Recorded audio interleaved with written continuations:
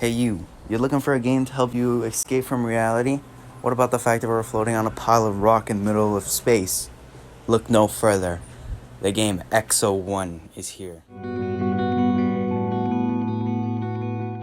Now you're probably asking yourself, what is Exo-1? Well, it's a space adventure game where you travel through different planets in search of some unknown thing, and basically throughout the game, that's all you do. You're just this object going through space, flying, and adventuring. Now I'm going to show you some footage. When you watch this footage, try to find out what kind of feel do you get from watching this footage.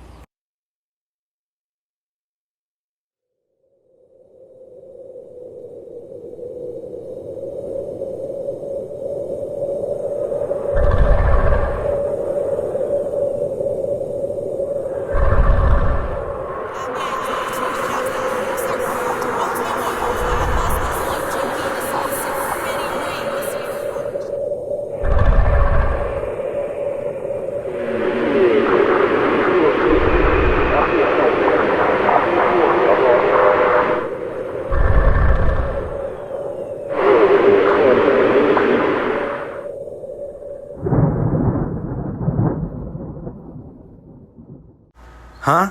Wait, what did I just watch? That's literally the same reaction I had when I first listened to the opening cinematic, and the thing is, that's like the whole game. Whenever there's a cinematic or story piece or quote unquote lore, it's always spoken, I think it's backwards, but it's never actually words. There are subtitles, as you can see, like the reporter pops up and it's a subtitle, but other than that, there's nothing else.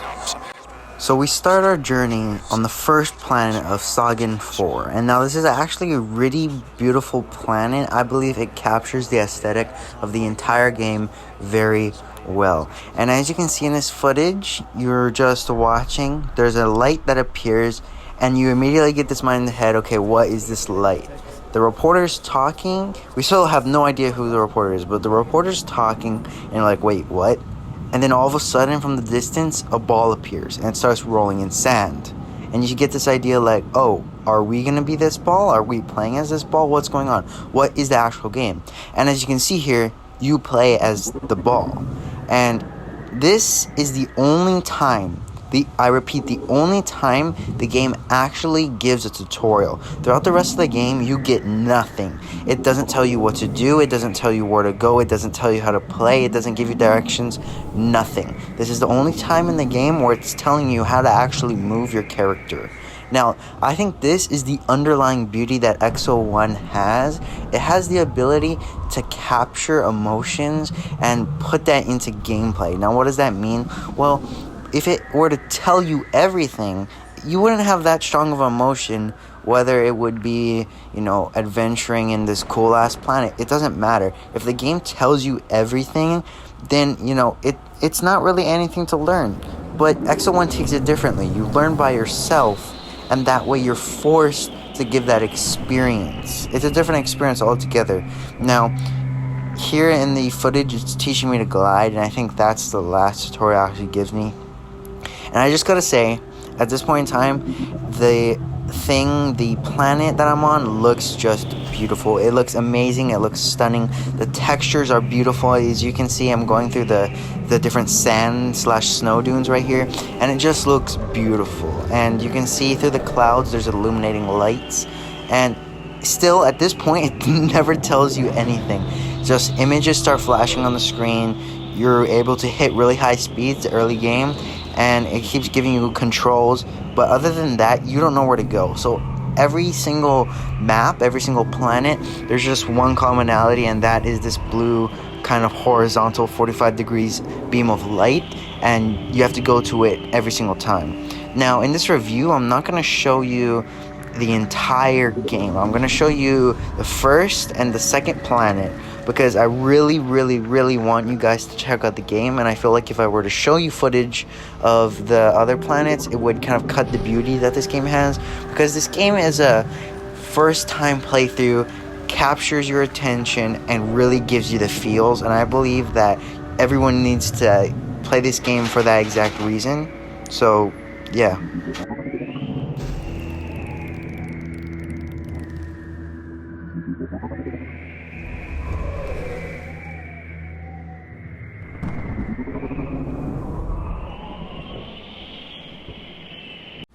Now, the only criticisms I have of XO1 at this point in time is probably some of the textures. Now, I know I just said this game looks absolutely beautiful, but there's just some things here and there that kind of take out of the illusion. Like with the rocks that are placed around the map, the connection between the rocks and the floor is kind of janky. It doesn't really match. And the clouds, they're kind of really low resolution. And the first planet, the ground textures look actually really good. They look fine, but like some of the later planets, some of them are kind of lower resolution. And then also the view distance, especially in later planets, it can start to kind of pop in and out, and I think that kind of takes away from immersion for the most part. But half of the time, actually more than half of the time, like I'd say like 75-85% of the time, the game just looks fine and you can play it with normal. And yeah, there's barely any performance things, but you can see in the back I'm pausing the game over and over. If you're playing this on Xbox and you press the home button, it actually will stop the game without you actually having to hit a pause button. So yeah, that's why it was stopping earlier. But I don't know, this game's just, it's really beautiful. It really has this charm. It really encapsulates everything.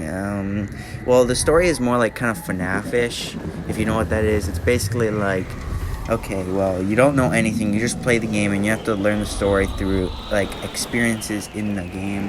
And it, you know, there are some dialogue, there are pictures that flash up, but you know, having finished the game one time at least and starting a second playthrough, I still don't know what the hell is going on, something with Jupiter, but overall, game's really good. This is a short review, but I really want you guys to try this game out, please, if you can. And this is the last voiceover I'm going to do. And when this voiceover is over, I'm going to show some of the footage from the second planet. I hope you guys enjoy, and I'll see you later.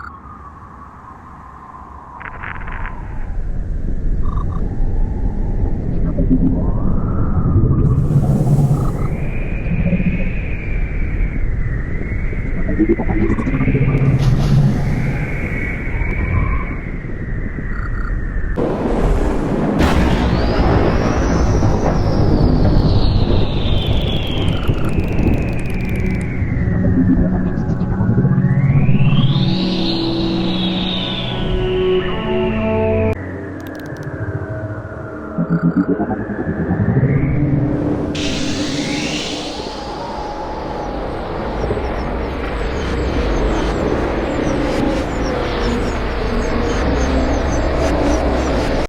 for those of you who stuck around to the end, here's a little extra voiceover. And the photo you're looking at in the background is actually a photo of, I think, one of the end planets, if not the actually end planet.